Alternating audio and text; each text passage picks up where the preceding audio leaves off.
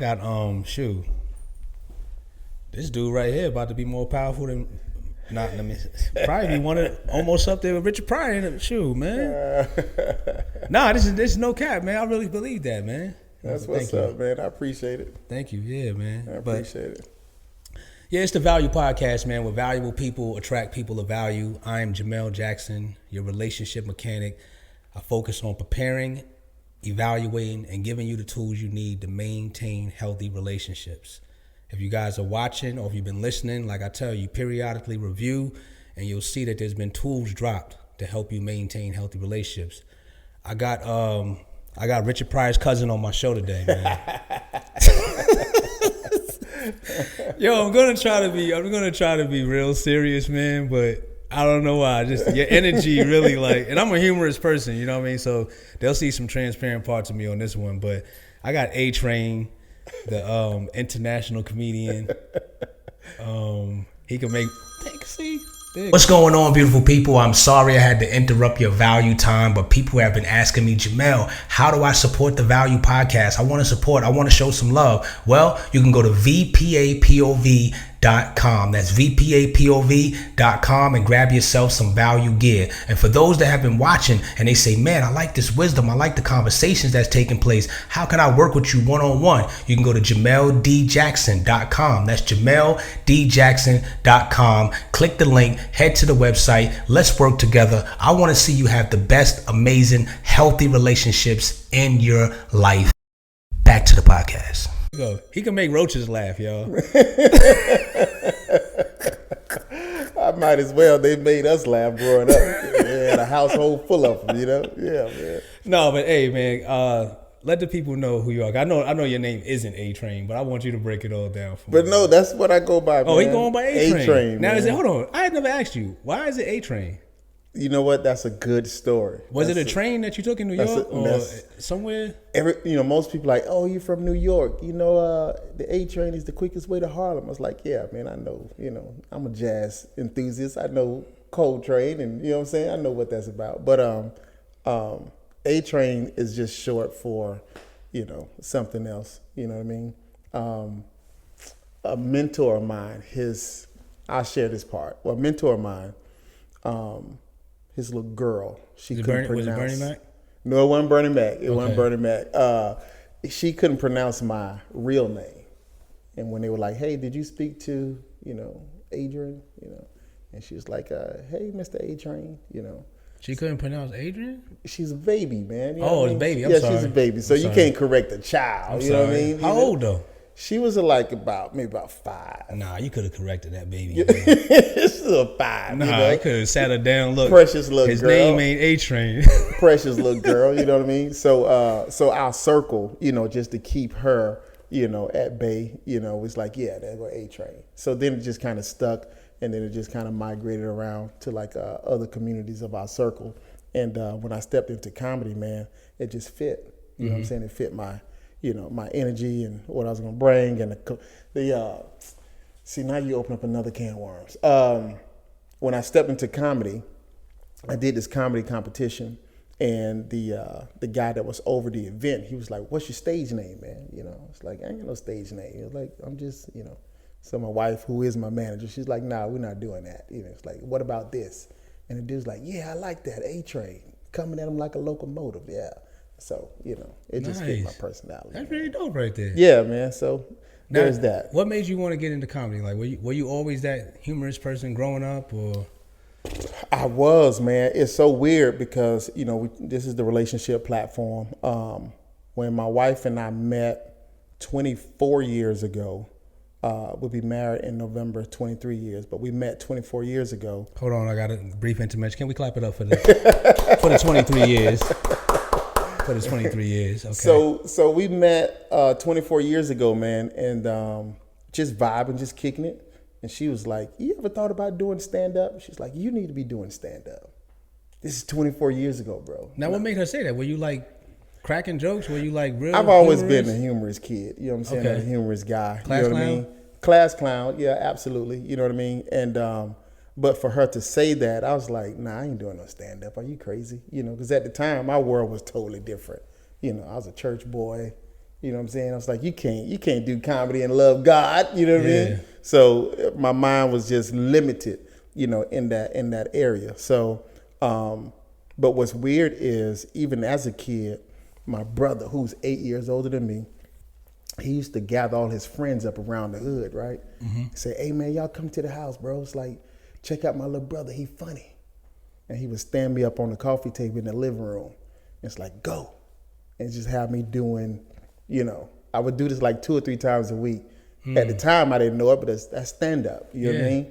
And he was this dude that'd give me a quarter, at the end of it. It's like, go get you I don't know what y'all call them, up here, but we call them honey drippers in Florida, That's a quarter? No, it's like it's like a freeze cup, the little flavored. Oh, like Italian icy? It's like an Italian icy, exactly, but it's a little different. The texture is a little different. Okay. But it's very similar. So he would give me a quarter. It's like, go get you a honey dripper. You know what I'm saying? That was my pay. But so my point is, I've always been that guy, but it never really clicked into my mindset that, hey, this is the thing, until maybe about 10 years after my wife shared that with me about trying to get me into that lane. And so I started studying the craft, doing my research, because I didn't want to disrespect those who've been in this thing, like, oh, I could do that. You know what I'm saying? So I started studying Dick Gregory, you know what I'm saying? Cosby, of course, Red Fox, Pryor, you know what I mean? And studying the culture of comedy here in America, especially as a black comic, which, there's a stigma that we have to try to dodge, you know what I'm saying, and not try to play into, because there's a side of white America. They tend to believe that this is our role. This is our seat as a black entertainer, which is to, be silly, be, and not taken serious, and, perform for me. You know what I mean? So I had to kind of like make sure what I do kind of took us in a better direction, you know what I'm saying, with the craft. So studied all that, man, and stepped into this thing and never looked back. So your wife was the one to ignite the flame. She was, man. She was. She's the one signed me up in that comedy competition without me knowing. Wow. Yeah. So she was like, hey, these people having a comedy competition and showcase, and whoever wins gets to open up at this big show coming to the Times Union Theater in Jacksonville. She's like, and I signed you up and you need to go. It's like, and do what? She was like, stand up. I was like, I ain't know no stand up. I was like, what kind of jokes? I was like, I can't do it. She's like, have you met your family? She's like, the same stuff you do around the house. We're going to create bits for them, and that's what you're going to do. So I did it. And the whole time I'm performing, man, I'm saying to myself in my head, this ain't even funny, man. It's like, I'd never let her talk me into doing something again. And people are laughing, but in my head, I'm like, oh, I can't wait to get finished. You know what I'm saying? And when I wrapped up, man, got a standing ovation, won the competition, and literally haven't looked back since. It never slowed down since then. Wow. 2 years later, I was on the road with DL. Thank God for your wife, man. Yeah, man. So I'm sorry. I don't know if it's rambling, but it's much. You know what I'm saying? Man. Yeah. So, but that's my story, man. So your wife is your manager? My wife is my manager because she's been in the business. She was in the business like when we met. Shout out to your wife though, man. Yeah, man. Shout out to baby Tracy Henderson. Shout out to Smith. Tracy because I mean, especially man. Shout out to you, Tracy, because you actually gave me that feature in Cheryl magazine. She had you looking good too, brother. You was looking. I was like, hey, Steve Harvey, y'all need to come get this brother. Had me looking good. Yeah, Steve Harvey, holla at me, man. Yeah, come, get this brother. I need you on the Value Podcast. See what I'm saying? Yeah, that was a dope article, man. Yeah, but man, so she's always been that type of person. She's always been that type of person. So, and what I want to bring out, because I know this is a relationship platform. I think it's so powerful to have someone in your life that's able to see your future and accommodate it. Yeah. Like, think about that, man. Not just see it, but accommodate it. But accommodate it. Because what did that mean to you as a man? I know you're expressing like how you were like, man, I'm glad she did that. But like, she signed you up for this comedy. First she ignited it, then she signed you up. And then that happens with the standing ovation. Like, internally as a man, what did that do for you to have your wife go to that extent for you? Well, truth be told, that wasn't even the first time, man. Okay. That I witnessed what she saw in me manifest. You know what I'm saying? That wasn't the first time. So, but I mean, it's extremely motivating and humbling. You know what I mean? And it prepares you to do what you can do as a man to reciprocate that love and appreciation, because it's empowering. It really is. You know, a lot of times, you know, people talk about, man, if I could just, you know, we talk about haters, you know what I'm saying? And then we'll flip that energy from a hater to try to motivate us to actually produce. Only because in principle and in theory, there's a true power that comes in to play when you have somebody in your corner who believes in you. And so having my wife believe in me, you know what I'm saying? It just increased this momentum that, you know, I didn't even know I had. You know what I mean? So 24 years ago, just think about that, man. How old are you now? I'm 46. I just turned 46 in August. Wow, you don't look 46, man. Well, I appreciate it, man. I appreciate it. Yeah.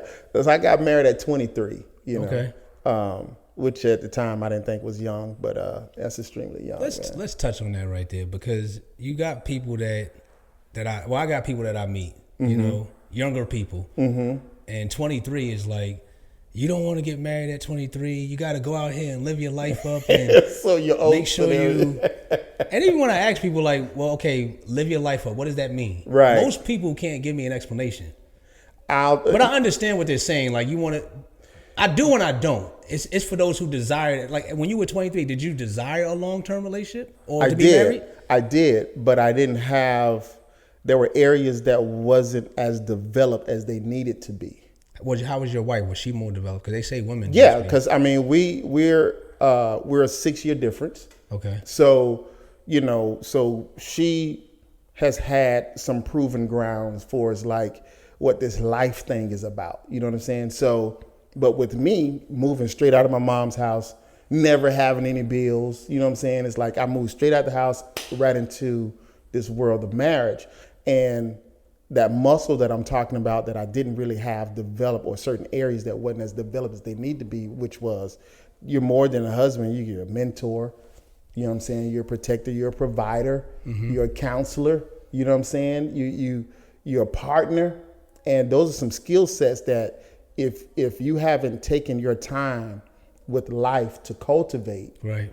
You know what I'm saying? You'll see in that relationship, those areas begin to weaken and break down. Just as from a man perspective. Did you see that with you guys? Oh, absolutely. I mean, you know, like I say, I was young at the time looking back on it. But would I do it again? Yes, but not as undeveloped or unskillful as I was then. And my wife, thank God for her, you know what I'm saying? She just weathered the storm with these unskillfulness and these mishaps that I just didn't have as a man. You know what I mean? Did you have a man in your life at that time? Not like dad, but like another level of authority over your life. I did. I had other men in my life. They weren't my actual father, but they were like father figures. You know what I'm saying? You know, so I kind of had my grandfather. You know, he wasn't my real grandfather, but he played that role. You know what I mean? So I had that kind of anchor. But even in that, what I noticed in them, some of the things that I required, it was an unskillfulness in them. You see what I'm saying? So there's this I don't know if an analogy or whatever, but they say like when a chick is being hatched, you don't supposed to peel back that shell when it's trying to break through.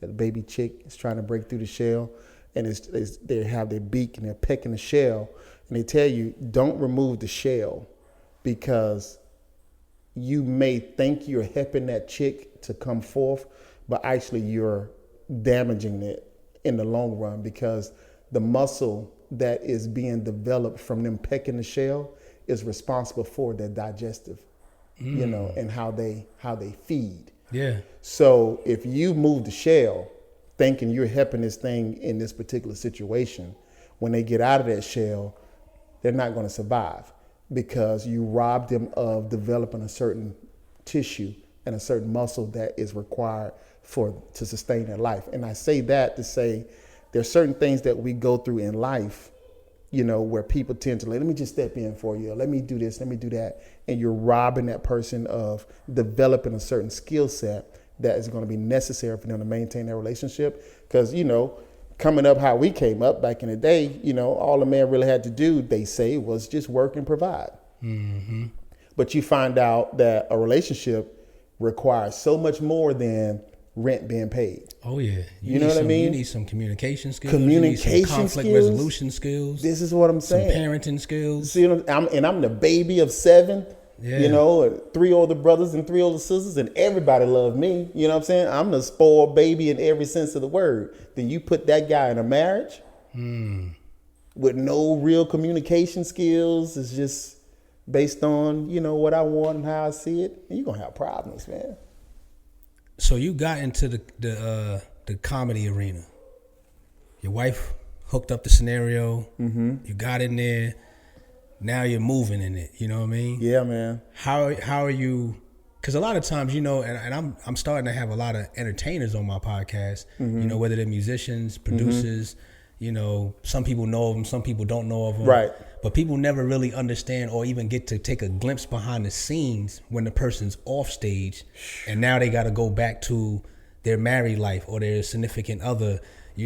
How are you balancing that out? Being on the road and you got, there's stuff coming at you, whether it be political, women, men, whatever the thing is, know. And then you were not, and it was like it seems as if almost like you was just thrown into it. But here's the thing, though. One of the beautiful aspects of, my situation is my wife and I, we do everything together. When I walk into a green room, even on the road, and I walk in before her, the first thing they say is, "Wait, Tracy."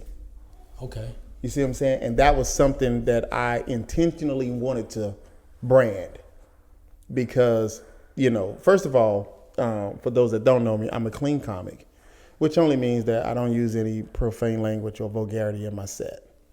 Nothing against any comic that does, but the reason I choose that route is because I believe that comedy stems from a place of authenticity. And if you're not your authentic self, then what you're trying to deliver won't be received and it won't go across well.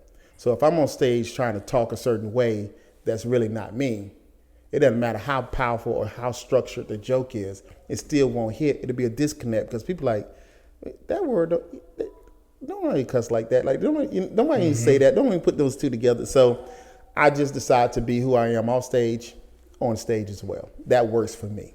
I also want to say this before you continue. I commend you because it takes a lot of skill as a comedian to do that. Yeah, that's what they say, But for me, it's a skill to do it, and also have people laugh. Yeah, because most of the time when you have, and it's not a knock when the comedian's doing a lot of cussing, it's automatically like people are like, oh, it's funny. Yeah, but to be clean and having people laugh, that's a skill right there. So it is. I appreciate it. So in addition to that. Because of my brand and things of that nature, I wanted to have a certain image of my brand as well. You know what I'm saying? And that included my wife. You know what I mean? So versus like, you one way on the home front, but then when you're on the road, you know what I mean? It's this whole nother life or whatever, which to each his own. But for me, I wanted to brand, when they saw me, they see her. And now it's to the point where I really see the fruit of that labor because, like I say, I could walk in the green room and they're like, "Hey, where Tracy at?" You know what I'm saying? So now the love isn't just for me, but it's love is for her as well, and the respect. You know what I'm saying? So with that, I dodge a lot of stuff that most entertainers tend to run into. You know what I'm saying? Because of that standard and that brand that we have been doing for 8 years. You know what I'm saying? So she's my manager, she's my wife, she handles everything, and it just works for us. That's a true definition of a helpmate. Man, come on, man. And people think that's a compound word. That's 2 separate words. Help meet. Help that is suitable for who you are, what you have going on. That's why I was saying how powerful it was 24 years ago for her to say, "Hey, you need to be doing this." Like, I'm trying to let those of you that know, like, if you're dating, you know what I'm saying, connect with somebody who has the ability to not only meet you where you are at the moment, but to see where you're going down the road and accommodate that you as well. Mm-hmm. You know what I'm saying? And that's so many people, you know, they meet on one level, one platform, and then one of those spouses tend to progress and they left the other back where they were when they met. And it's like, now there's a disconnect. It's like, yeah, you my boo, you my marriage partner, but I can't bring you around the circles that I'm in now. And that's a real thing. That's that unequally yoked syndrome. The value is starting to decrease. The value is starting to decrease. Like that speaks high volumes, man, to be able to take your wife with you and wanting to do it. Cause some men will be like, man, it might be a little pride. Like, man, I'm the man. You ain't gonna tell me what to do, and this is my show, and this is my gig, and this is my move. But I'm gonna tell you something. I used to say this all the time. I haven't really said it, lately or, as often as I used to. But I used to tell people that when I met her, I found her, I found myself. Like, as a man, we have a trajectory that we have inwardly concerning our path. And then sometimes you need a like a cornerstone, so to speak, to pendulum from. You know what I mean? And my wife, she possessed all of that for me. So it's like, I know what type of man I need to be and desire to be simply because of the value of her. That's like in a nutshell what I be talking about. Valuable people attract people of value. I always say it takes the seriousness in somebody else to pull the seriousness out of you. Straight up, man. My dad just told me, man, my pops, he just told me on the phone like 2 nights ago.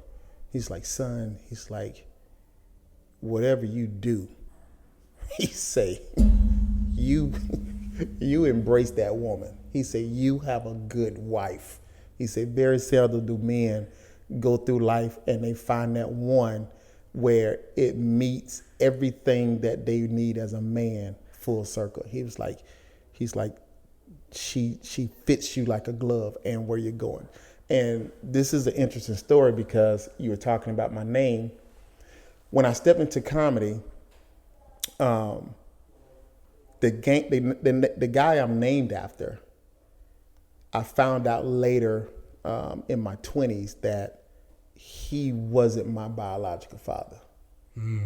And since a child, I just knew he was never really nice to me, And it wasn't until after my mom passed in 2005 that I started a journey of trying to find my real father. Because at the age of 25, so it's like around 2000, 2001, ran into him in the streets. He's like, hey, I heard how good you're doing, blah, blah, blah, because at that time, I'm doing, I'm in the corporate world and, doing my thing. And it's like, I heard about all your success, blah, blah, blah, restaurant, He said, I don't know if you know it or not, but did your mom ever tell you? And he pulls out of his wallet, there's a blood test results showing that he's not my father. So I'm like, at the time I'm 25 years old. We never had a relationship, bumped into each other here and there, but every time it was like this little, like something ain't right. You know what I mean? And so I told him, I was like, well, hey man, I appreciate you for sharing this with me, but I'm grown, I'm married. You've never been in my life anyway. But for the integrity of my mom, you know what I'm saying? Let's just keep this between us. Because in my mind, if she didn't tell me, she had a reason. And I love my mom enough to respect her decision on her not telling me that this dude ain't mine. You know what I mean? Yeah. So time progressed. A couple of years later, my mom passed. So when she passed, I started this hunt on trying to find my biological father. And my siblings like, what do you mean? This guy's your dad. I'm like, oh, no, he ain't. You know what I'm saying? I saw the paperwork, And they're like, what? They're like, yeah. So long story short, man, my oldest brother, sent me the DNA kit, the ancestry.com thing. Yeah. So I did that. and I found my dad last year. Wow. So 45 years, man, of not knowing who my biological father was. I found him last year. So we have this relationship now.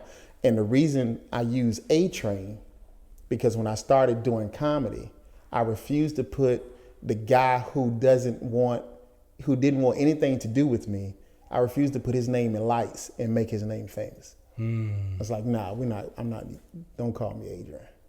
Wow. So are you and your dad close now? Man, listen, man. This right here, brother, I didn't know how incomplete I was. And when I came across that he was still alive, you know what I mean, and we met, I'm in my mind, I'm like, man, I'm grown, I'm married, you know what I'm saying? Like the role of a father has passed, you know what I'm saying? Mm-hmm. I probably got stuff for him. I'm a sharp guy, you know what I'm saying? I know my word, and I got stuff I probably give him. Man, listen. We went, because he loves to golf. And he wanted, when we first met, the next day, he's like, you golf? I say, well, nah, but he's like, come on, let's go and hit a couple rounds or whatever. It's like, okay. And I got to the golf course and I told him, I was like, hey, I've never golfed before. So don't be surprised. Like when I get out there, I'm letting you know now, I've never golfed before. Well, the reason I was telling him that is because as a kid, about 9 years old, the guy I'm named after used to be a baseball little league coach, Mm-hmm. And he took me, my mom sent me with him one day, to come by the house. That's your child, take him with you. So I'm in the car. He don't want me in the car.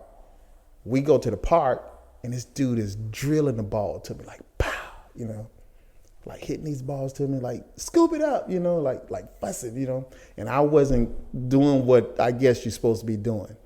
He's yelling, he's fussing. I took the gloves off. I went and sat down.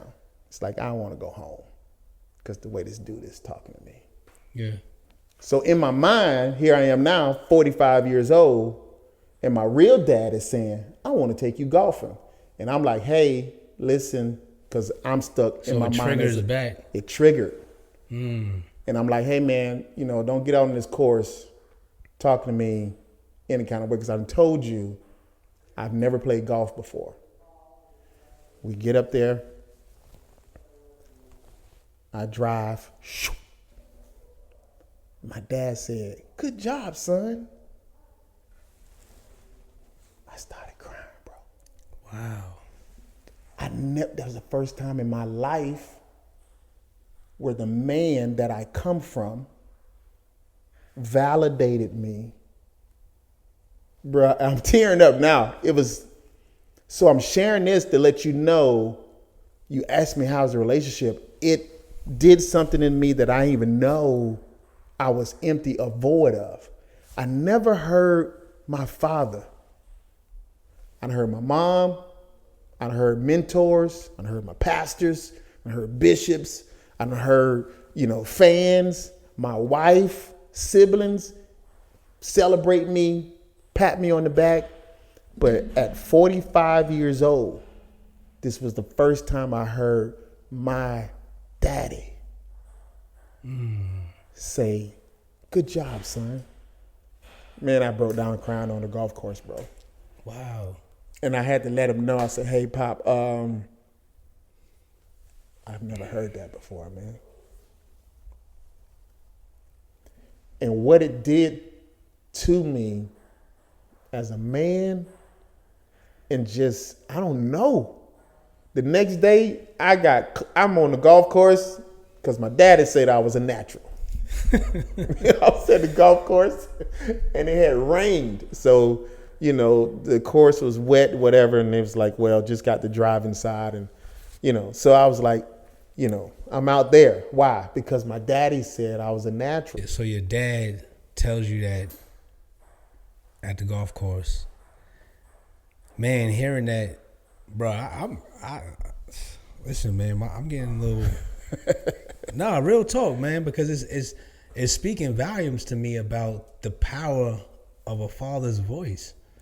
You know what I mean? You 45 years old. 45 years old. You know, and you're hearing this, the power of a father's voice, just to say something is, I want to say it's simple, but those couple lines or couple words, good job, son. And it triggers something in you like, wow, that ignites a whole nother passion and desire. Yeah, that validation, that affirmation. Man, listen, man, that empowerment, all of that happened at the drop of a dime when he said, and when I heard him say, good job, son. You know what? I believe God sees everything. And I believe even in that moment, when people say, you know, well, because I believe God speaks to everybody differently. Some people hear an audible voice that may be speaking through a still image, a movie, a song, people, an object. I believe in that moment, God utilized your dad in that moment. Even you guys' reconnection and that golf swinging and those few words to say, good job, son. Man, I agree. You know? I agree. Yeah. And what it did for me was, and I told him that day, I was like, if, you know, some unfortunate thing happened where, you know, we never saw each other again, or I felt so complete to the point I was like, you know what? You don't have to do anything else for me. Like that right there, you have literally filled my cup that I believe a father's supposed to do. Like that, just that one validation, affirmation, empowerment, just that one situation and statement alone, and what it did for me, I felt whole and complete as a man. Wow. And it was so mind-blowing because, again, like I said, the mindset I had before is like, you know, I mean, what your dad gonna do for you, man? You're a grown man. Oh, but now I know. Yeah. I wonder how many other men out there now are in that position. Maybe they're not, maybe they don't even know that they're waiting for that, but there's this incompleteness in them that even if it's not their, you know, their biological father, but maybe it's a man that's so solid in their life and they're waiting, or maybe just those words like that can shift. Yeah. Like for you, it woke up the real man in you. Man, exactly. At 45. Exactly, brother. That's different. 25, 30, 35, 45 years old. It wakes up the man in you. Wow. And it was something that I couldn't control. Like, I don't know what that thing is from a natural perspective where your biological father, you know what I'm saying, has with you as his son.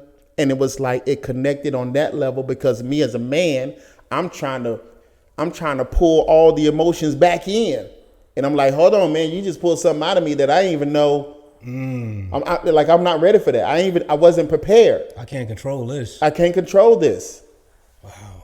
And he spoke to that little kid. You know what I mean? Man, I'm gonna shut up right now. Nah, you don't got, this is the Value Podcast, man. Here's the thing. What did that do? Like, what happened after that moment? Like, you cried, you broke down. Like, what happened right there? I broke down right there. What did he do? He just looked, and I had to let him know, hey, man, I'm sorry. It's like, listen. And he said it was okay. We hugged. You know what I'm saying? You know, we had our moment. You know what I'm saying? But what it did for me, in addition, was I became a better man. I became a better husband. Yeah, I was going to say that. I became a better friend. I became a better comic. Why? Because the identity crisis has been eliminated. And, you know, before I started doing comedy, you know, I was a corporate trainer, corporate consultant, you know, and used to do corporate facilitation, you know, around the country in these Fortune 500 companies or whatever. And one of the things that I used to implement in my trainings were the power of like these new hire trainings. Of course, we'll have the curriculum, but then I would add like, you know, my little seasoning to it. And one of the things I used to always push and be an advocate of was showing the difference between identity versus consequences. Most corporations most entities, they lead from a standpoint of consequences, meaning, hey, if you're not here on time, we're going to write you up. If you're not here on time again, we're going to do this. Or if you don't do this, we're going to do that. So they operate like a little sheepdog, and they just run and just be barking. And the more people get out of line, the louder they bark, because it's a consequence-driven society. Mm-hmm. And one of the things I point out to people is, as a facilitator, we provoke and manipulate change, and we do it outside of how operations tend to do things, which is they merely look at the numbers. Mm-hmm. But as a trainer, we go off behaviors, and as a behavior trait, what can you do to facilitate a person to change their behavior? Simple. I show them identity. I let them know who we are as a company prior to them being hired. You sitting in training for 2 weeks, being paid full time, and you're not on the production floor, showing you who we are, showing you the history of the company, showing you the significance of why you have a badge and your wife don't have a badge, or your mom don't have access to this particular room, corridor, or whatever. And I show them who we are, and as a result, this is who you are as well. Mm-hmm. You're a multi-billion-dollar company. You're doing this. You're a trendsetter with this. That, and the third. This is who you are. This is what that badge represents. And when you show a person who they are, you won't have to try to micromanage them on being on time, mm-hmm. because it's like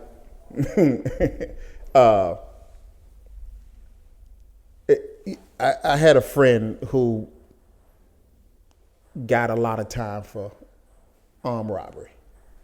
He had already been in the system before. Judge told him, hey man, if I catch you in my courtroom again, this is what's going to happen. Sure enough, he hops that countertop again. Now he's back in court. Judge says, told you, come back in here again. This is going to happen. So they threw the book at him. Talk to him. Hey man, so why'd you do it? And the judge said what would happen. It's like, man, Train, this is how I eat. Okay, this is who I am. This is how I live. So you've identified yourself to be this person, and therefore it even usurped the consequences. So the identity factor that was, relieved in me, it empowered me to be a better comic, a better husband, a better friend, you know what I'm saying? A better uncle, because I know who I am now, simply because I was reconnected with my dad and that side of my family, man. It's like, it's a whole nother world, and it's an amazing story. You know what I mean? It's like an Antoine Fisher story in the flesh. It's amazing, the things that came out when we were reconnected. And he didn't know about me. You know what I'm saying? My sister, we were like twins, and my brothers, and like going to like see my cousins, and I walk in the house and everybody was like, man, we look alike. You know what I mean? We move alike, same thumb and all that. And I'm telling you, man, it just empowered a better me, So the affirmation he gave me was just, a little thing is that provoked all the changes that happened afterwards. And, identity, the only way to bring about true change is identity. You know what I'm saying? Not consequences. So in the entertainment realm you are now, and you're rubbing shoulders with these, prestigious comedians or mm-hmm. actors or whomever, do you find any of them, like, I guess, leaning on you for some of your wisdom or from watching you? Because, apparently, even everything you're explaining, I know when people see that, it has to be some type of attraction. Like, man, you know what? Hey, man, yeah, I got this going on, Yeah, like, and it was weird for me in the beginning. To answer your question straight out, yes, I do. And it was weird for me in the beginning, and I've begun to embrace it a little bit more. But at first I was like, because it'll happen, unexpectedly. Like, we just doing our thing, and then they'll pull me to the side, like, hey, Trey, let me holler at you about something. Mm-hmm. It's like, yeah, what's up, bro? It's like, hey, man, and this one guy I'm talking about, he specifically said, he said, I know you tend to do a little thing. He said, I know you tend to have a little bit more wisdom on things. He said, so I'm coming to you. And I was like, it was some real life stuff he was dealing with, that wasn't related to comedy, you know. And I began to have situations like that more and more. And they'll pull me and my wife both to the sides, and be at the airport like, hey, man, thank you guys so much. I can't wait to get home because I want to talk to my wife after seeing the way that you guys work together so well. And, so it's all kind of stuff, you know what I mean? And I'm beginning to embrace it more now because it happens more, even though I don't desire it to be that way. I'm just, in my mind, I'm just a dude, man. You know what I'm saying? It's like, I'm just out here trying to, do this comedy thing, do this grind, you know what I'm saying? And we slang these jokes and do our thing. But at the same time, there's these little episodes of, it's like, hey, man, you're different. Mm-hmm. You know what I mean? It's like, and we notice that, you know what I mean? So, and then I see a lot of comics who, the way that they work is because they never received that affirmation from their dad. Mm-hmm. All they wanted was that approval of him. Mm-hmm. And because they didn't get it, or he viewed them in a certain way, they work the way they work in hindsight. You know what I'm saying? So it's like I've seen the dynamics of both sides. Yeah. I say this, man, definitely talking to you now has given me more insight as to why I believe God is even calling me in this vein of doing relationship coaching, facilitating. I use the term mechanics because I believe it's a mechanical thing. Yeah. And especially I see it's affirming more of me going into that entertainment realm with this. Mm-hmm. Because I've been in entertainment. I'm still in entertainment, not as deep as some people, but I noticed that the stuff you're talking about, it's needed. Yeah. Those affirmations, those one-on-ones, or even if it's a couple. Yeah. And I believe from hearing what you're saying I believe it's way deeper than comedy. Man, listen. It's way deeper than comedy. I believe that's being used as a platform only for something else. Mm-hmm. Yeah. Yeah. And I mean, John Maxwell say, you have to win with people in everything you do. You know what I'm saying? I don't care if, like you say, entertainment, whether you're a comic, actress, actor, you know what I'm saying? Music artist. If you don't know how to win with people, you're going to be very limited. So the relationship, platform you have, I believe runs much deeper than just, couples. Yeah. You know what I'm saying? But those mechanics that you're, are articulating, they're necessary. And you have a lot of empty people out here in the spotlight, man. And the damage that they tend to create, people don't understand is because you're looking at a damaged person. Yeah, hurt people. Broken. You know what I mean? And they're requiring things from certain people in the spotlight, not knowing that the whole spotlight is a mask for them and the things that they've lacked their entire life. Yeah, because even when you say that, you're in the spotlight all these years and you meet your father, you're golfing, and he shines a light on something inside of you that the spotlight wasn't spotting. Exactly. And it breaks something in you right there. Exactly. And it positions you to be better in the actual spotlight. So now you're in the spotlight and you're not.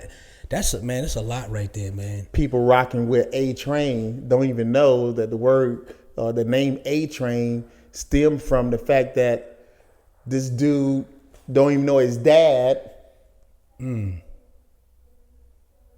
Never met him in his entire life and just refused to put the person who he is named after name in lights. So you guys are infatuated with something that's not even authentic, whole, is broken in an effort to find and establish itself. So I'm telling you, I know I'm not pointing at, somebody that you may see in the shade room or on, the blogs or whatever. But I'm talking about me. Like, I've seen people, you infatuated and you're excited about somebody who is not even whole. You know what I mean? And I'm telling you, I became a better person once that little side was mended. That's good, man. You see what I'm saying? So for somebody that's listening or even watching right now, maybe they are on the path to become a comedian. Maybe they're not on the path to become a comedian. Maybe they're just on the path to become a better person, a better woman, a better man. Right. What would you say to that individual? Man, as much as you can, embrace who you are, because it's going to be the identity that brings about true change versus the consequences. Because we could be faced with the consequences of, man, if I don't, if I drop the ball one more time, this is going to happen. I'm gonna lose my job. I'm gonna lose my family, or I'm gonna lose my wife, or I'm gonna lose myself and embrace the identity side of all the pros versus the cons of who you are, what you have to offer. Because in that, you begin to muster up who you are. Because one of the beauties that happened with me was the things that I did find as a beauty mark about myself. When I did come across my biological father, I saw that, man, no wonder I had the ability to be like a plant that broke through concrete, because I see where I come from. That's good stock. And one of the things that we have in common is we are people of integrity. You know what I'm saying? We are hard workers. We are entrepreneurs. I turned the mirror to myself, even though I didn't have one to reflect off of. But it was a powerful thing that when I did cross paths with them, these were some common attributes that we shared between each other. So what I'm trying to share with somebody else who may not have the ability to find out exactly who they come from. But if you can just look at yourself and then list out all of those positives that you have to offer, it'll help you mold into the identity of who you really are, so that you can be as whole as possible, if that makes sense. No, that makes perfect sense, man. Wow. So on my podcast, I'm starting to do this thing where I ask the person, I give them 3 words, and each word that I give them, they have to tell me what that word means to them and then use it in a sentence. Okay. So the first word for you is cycle. First, I think cycle is, I just automatically hear repetition. You know what I mean? And one of the things I say I tend to do is not to repeat the cycle. Okay. Because my world, my lane, and what I was kind of, the cards I was dealt with. You know what I mean? That cycle or that repetition didn't necessarily produce the fruit that I really desire. So I'm always out to not repeating the cycle, even within myself. Okay. You know what I'm saying? Next word, justice.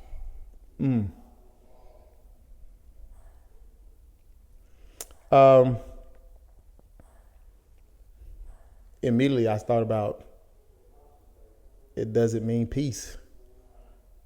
When I hear justice, it doesn't necessarily mean peace. Speaking of relationships, I think it was, if it wasn't John Maxwell, it was somebody on his platform, and if I forget who it was. And I don't know why I'm quoting John Maxwell so much today. And it's been a while since I've been, reading his stuff. But it was talking about relationship, and it was like, when it comes to, dealing with a debate or a disagreement with your spouse, it's like you have a choice. You can either choose to be right or you can go with peace. It's like you can fight to be right or you can fight for peace. You know what I'm saying? Just settle for peace. And a lot of times, people neglect to just go with peace. But when you hear, and I say justice in the same principle, justice is the same thing. It's like to choose justice doesn't necessarily mean you're choosing peace. You know what I mean? Okay. And the last word is status. Status is seasonal. That's what I hear on it. Status is seasonal.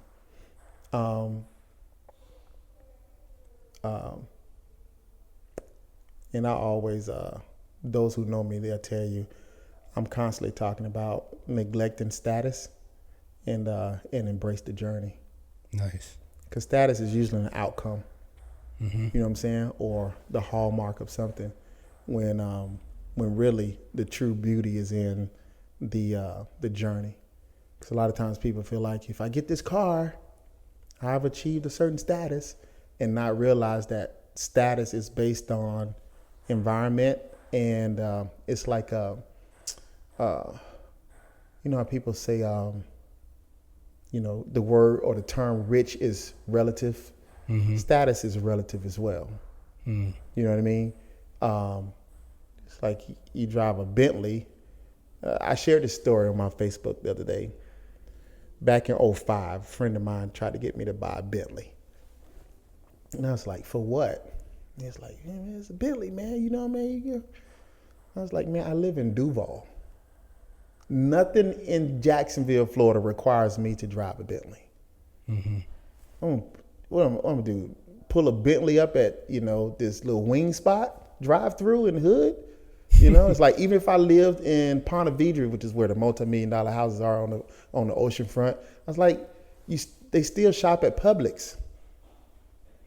What, Jacksonville is, so my city dwellings didn't require that status.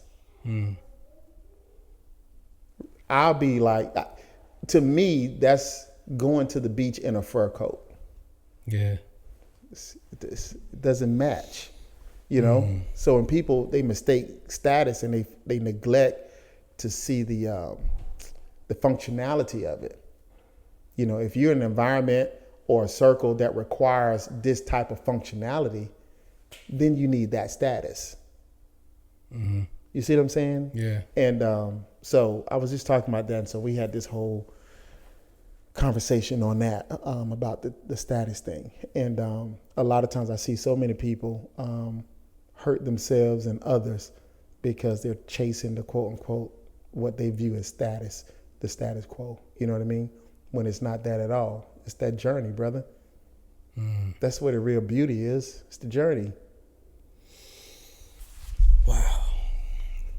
Man, another sobering conversation on the Value Podcast. So, hey, for those that are listening and those that are watching, I'll throw the information up on there. But for those that are listening, where could they find A-Train at, man?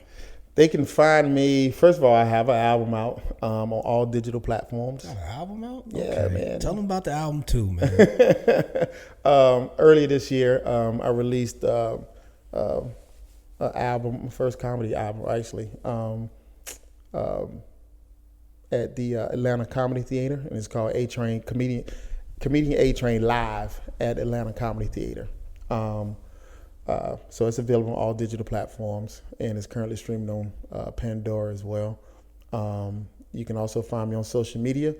I'm on Facebook under Comedian A-Train, that's A-Train. I'm on Twitter, Trump's not, but I'm on Twitter under A-Train Live. I'm on Instagram under Do It Again and See What Happens. All one word, Do It Again and See What Happens on the gram. So yeah, follow me, man, get at me. Okay, Yeah. okay. And we're about to close, but I didn't get to ask you that. Like, why did you name it Do It Again and See What Happens? Man, listen. I know I kind of got a... Actually, when I first started doing comedy, man, this is before, like, hashtags were created and all of that. I was making these random Facebook jokes and posts, and I would end them with, do it again and see what happened. I was talking about what I wasn't going to tolerate on Facebook for the upcoming year. It's like, ladies, if you cut your eyebrows off and draw them back on, you know what I mean? It's like, I am not, I'm deleting you, you know what I mean? I was like, now put hashtag, do it again and see what happens. So it took off like wildfire. Okay. T-shirts, it just had a whole wave of its own. So when I actually started doing stand up, like really on the heels of that, I had to kind of like catch up to do it again and see what happens, because A-Train wasn't even an issue. It was like people robbed me because of the whole do it again and see what happened brand. Okay. You know what I'm saying? And jokes. You know what I mean? So it's like, you know, everybody's like, oh yeah, I want that t-shirt. I got plenty of people I want to delete and unfollow. You know, it's like, do it again and see what happened, you know. So I did these random jokes, man, like hundreds of them. You know what I mean? And so I couldn't step out there and not have that. It's just, you know. So that's where that came from, man. And so now A-Train is like solidified on his own, and do it again and see what happens has his own little lane too. But